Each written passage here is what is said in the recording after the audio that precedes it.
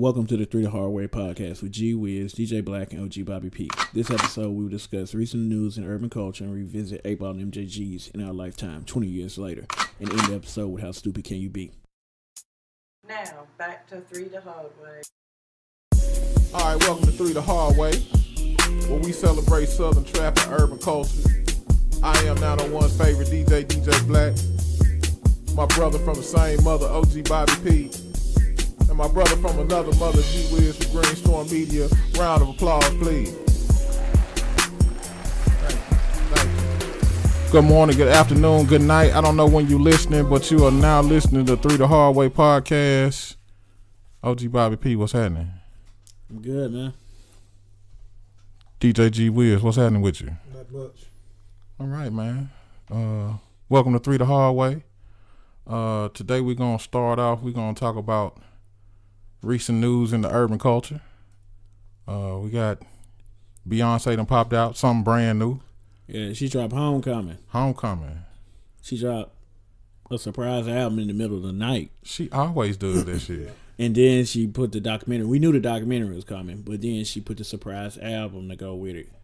But the most interesting part of it is she covered a hood classic. Before I Let Go.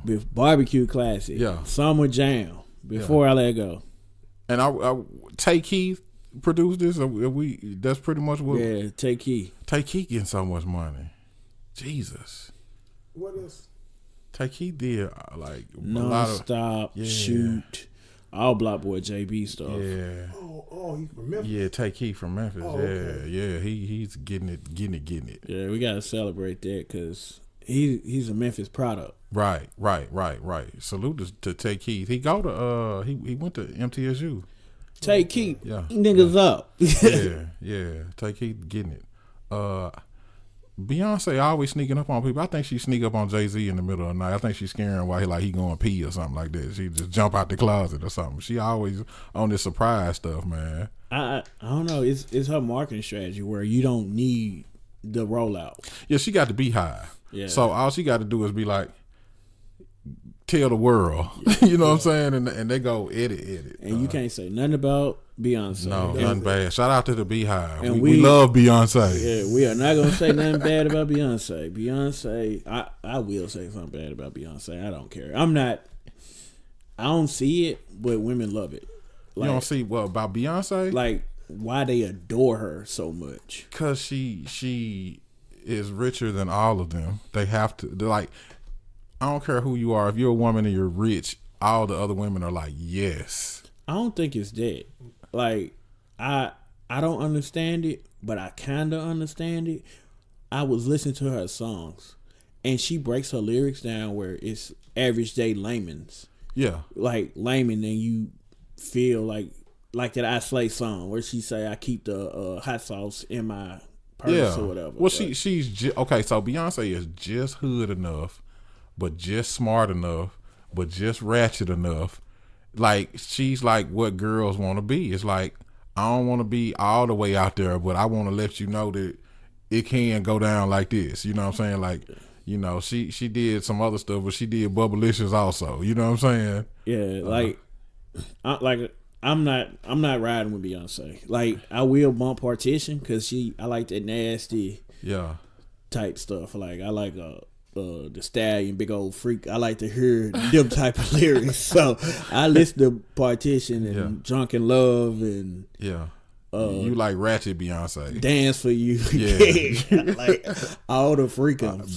Beehive, the OG Bobby P's comments are in no way the full thought process of what's going on with Three the Hard Way. Y'all don't come for us, please. We don't. It's Three the Hard Way. It's three different opinions, and that's my opinion. No, I mean, my first time seeing Beyonce, I was in Cincinnati with Boosie Collins, and he took us, and we was like backstage and all this stuff. It was like the Roots, Destiny's Child, and it was just like, oh, okay. And then like to see where she went after that, it was just like, dude, who would have ever imagined coming out of a group like so? But Kelly was always my favorite. Kelly was your favorite? Man, I love me some Kelly, bro. I like B, man. Yeah, I love Kelly, bro. You were my pick. Them long legs, she had that little short haircut. Yeah. Man, her facial structure. Was it B or Kelly, G? What you thought? Kelly. He like Kelly. Y'all always on the same. Kelly man. fine, bro. She sometimes Kelly dope. Then she came with that motivation joint, which she was. Man, motivation did. Yeah. It was that. But you see what type of music I want to hear. Yeah. So Coachella, Kanye. Oh my goodness. He wanted to show us a big movement through a small lens, I guess. Man, I had my eyes hurting, and I'm a huge Kanye fan. Yeah. Like huge. Yeah. Yes. Man, I am such a big Kanye fan. I defended Jesus. You know what? I liked what was the song? The Strange Fruit. I like that. I like that song. I defended Jesus. Jesus probably had 4 songs on it. The Rock joint. Yeah, like, I think Kanye be trying to merge different cultures sometimes, and it's not working. No. But what do you think about the whole church movement that he's doing? I think he's trying to save face. He's trying to come back. Yeah, like if Jesus Walks was your biggest project, right, or your biggest song, your management will probably at some point be like, you might want to revisit the Bible. You know what I'm saying? No, like, I don't think that. I think Kanye's smart enough to know that he done strayed so far away, but he know how to get back into black people's heart. Like most black people were in the black church, right? And no matter how ratchet we can be, we still love gospel music. Right. Like it's like blues, you know. Like we still love the blues. So he's smart enough to know, hey, this is how I get back in. Yeah, I think he definitely using it. But I think the whole I'm finna capitalize off of God thing, like on the t-shirts and the socks. $225 for a t-shirt. $225 for a t-shirt. $50 for some church. $225. With the pants and all that, right? No, it was just it had a round circular. Shit. I mean, all of it. It had a round circular. Set. No. He had a round circular Holy Spirit on it. Yeah. $225. Church socks. He's selling you the Holy Ghost for $225. Just to get it made. How much do you think it's really worth? $5. Nah, it can't be. He probably paid some money on the material, but no, I'm saying if you just bought the shirt and the socks and the pants, how much would you be out of? Probably $375. No. He talking about if you was at Walmart and you went and got a hoodie, a Memphis State hoodie, some $35 we all in. $35 you all in. So he's probably at like 700% profit. Yeah, and he had a line. Hype beast.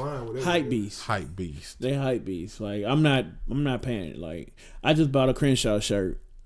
It was $35. R.I.P. Nipsey, man. Yeah, rest in peace, Nipsey. I think I got the bootleg version. I got that last tweet shirt, but it got Nipsey face on it. But it was like scrolling down Facebook, and I was like, yeah, I gotta have that one, dog. $35. Okay, I don't know who I threw this to. It could have been Habib, whoever, man. I probably. You see what I did? I went straight to the source. He got the marathon shirt. Yeah, I wanted to put my money back in Nipsey.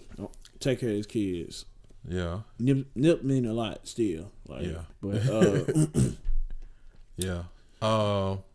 So this week's celebration, 3 the Hard Way celebration in hip hop, 20 years ago, in our lifetime, 8-Ball MJG. My favorite song off this one is "We Started This Shit."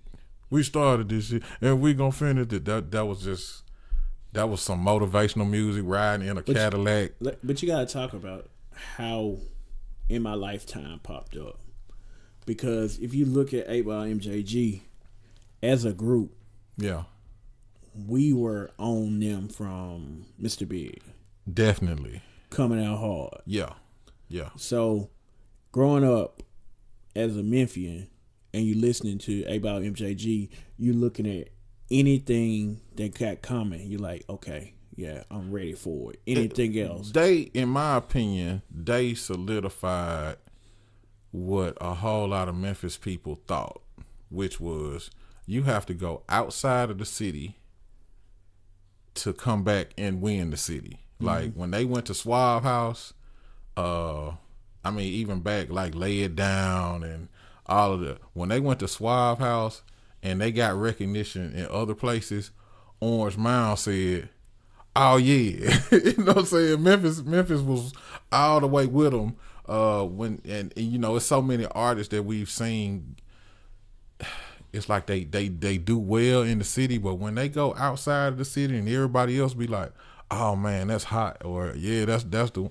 Then Memphis really get behind them like 100%. You know what I mean? So, but you also got to look at the type of sound they had. Yeah, we were still listening to Volume 1, Volume 2. No, by then it was 1999, 666 when the smoke clears. But it was that raunchy, crunk music. Everybody, MJG didn't give us that. Right. Like they were 4 years removed from their last album. Yeah. So, and that was what? On Top of the World, I think. On Top of the World. On Top of the World. So I'm looking at my age, like I was more of a 3-6 Mafia fan. Yeah, at the time. At the time, them versus 8-Ball MJG. But in my lifetime, converted me. Yeah. I know everybody. When did Solo come out?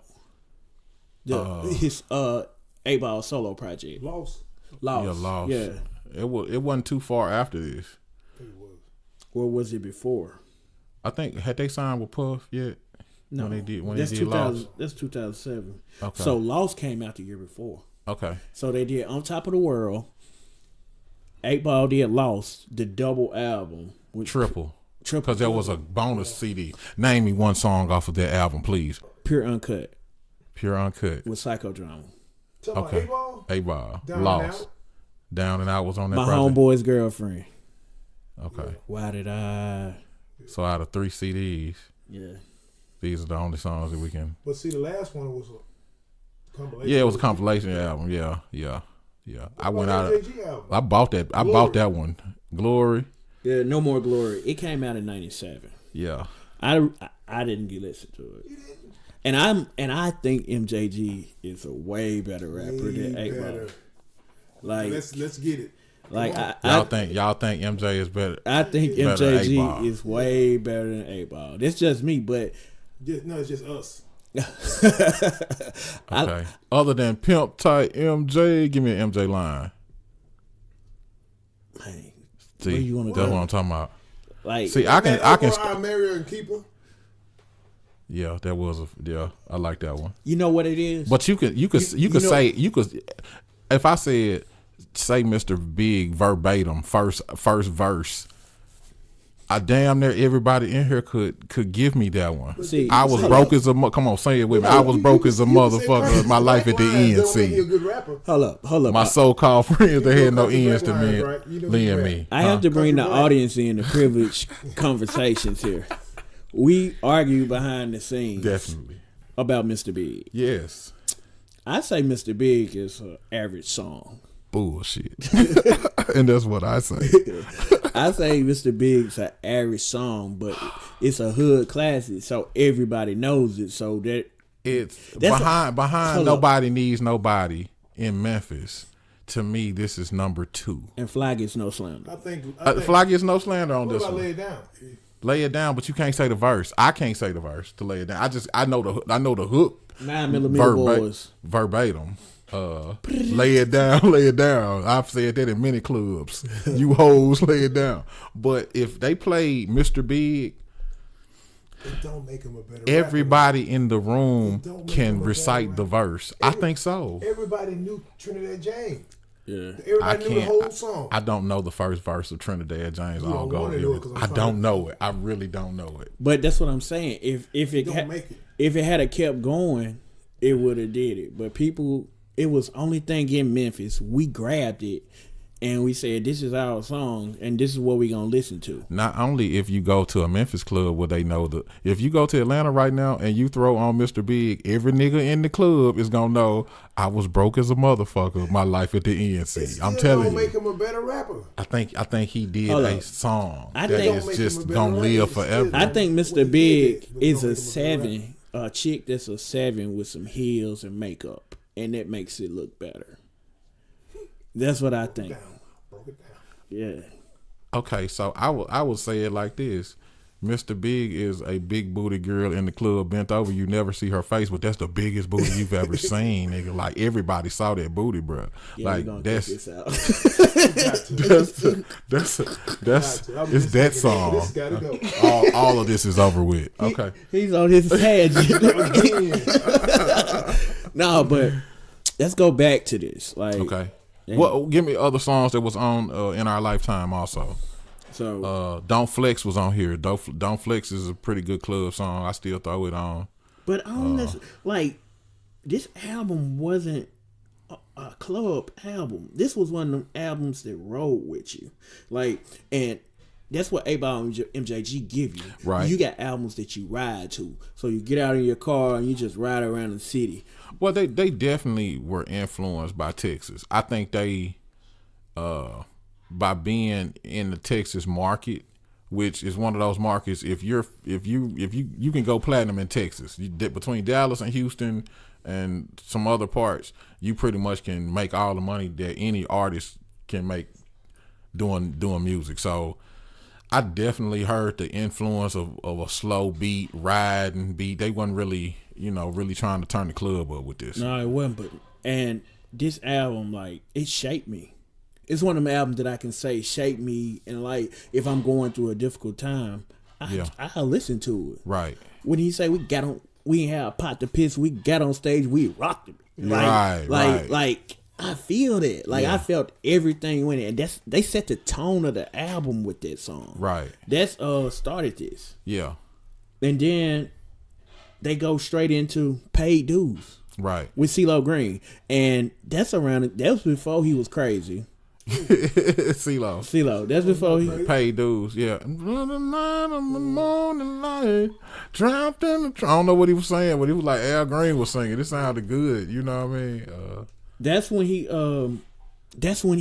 him coming off the Goody Mob era. Right. When he was still soulful. Yeah. Oh, I thought he was still with them then. Yeah. I think I don't know, man. Okay, so at that time CeeLo was hot. Like he was fish grease at that point. So by them getting him on that project, on that song actually had a little bit of weight to it. And to me, that was a big deal. Yeah, it was. It was a real big deal at the time. CeeLo Green. Yeah. On A-Ball, and I don't know if that's just how I look at Memphis artists. Like, we're not supposed to have these it's national artists on there, but yeah. In hindsight, 2020, Goody Mob was regional. True. But they was everything to me. Right. You know, and that's what to have CeeLo link up with them, that's when we used to look back on the album. Matter of fact, let's talk about we used to listen to this on a CD. Yeah. This was before MP3. Yeah. They linked up with Outkast too, didn't they? Yeah. They're on here. Throw your hands up. Yeah, throw your hands up. They on there. Nobody But Me. And I really think this is one of the projects that I think kind of got Puffy's attention, that he was like, okay, I'm gonna scoop these guys up and do a project, you know. I think he got with them when he did that song with Mace.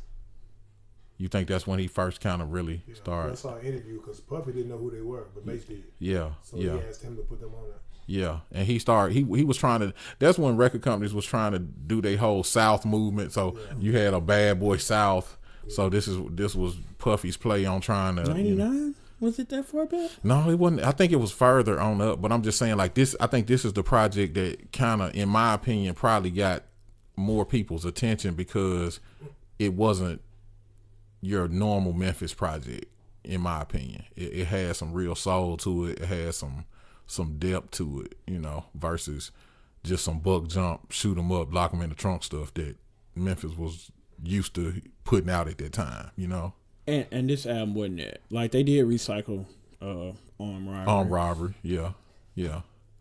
But all in all, this is a soulful, Yeah. heartfelt album. You know, Right. so in my opinion, it does have some skippables. Where you can skip. It's not a complete project, in my opinion. Yeah. But that's me. But dude, hats off to him, man. We celebrating him on 3 the Hard Way. Yeah, we definitely celebrate, man, in our lifetime.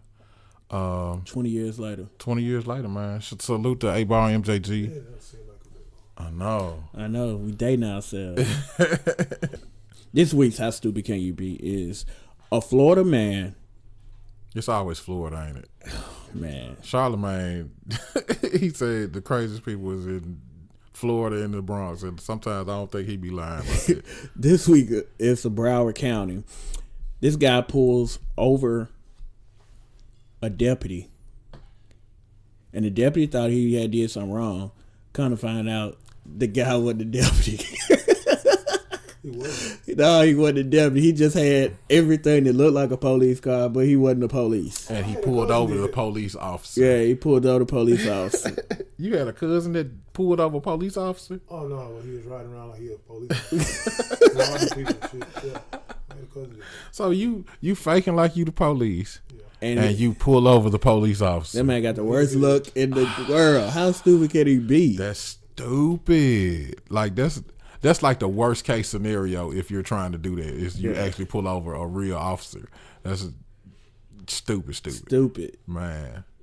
Well, this has been 3 the Hard Way. We appreciate all of the love we've been getting on social media. Make sure that y'all following us on Instagram and on Facebook, on YouTube.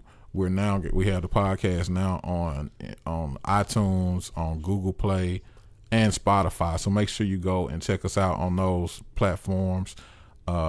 Subscribe, Like, share, subscribe, comment, get at us, love it, hate it, do something with it. Show somebody what we got going on over here, man. It's been 3 the Hard Way.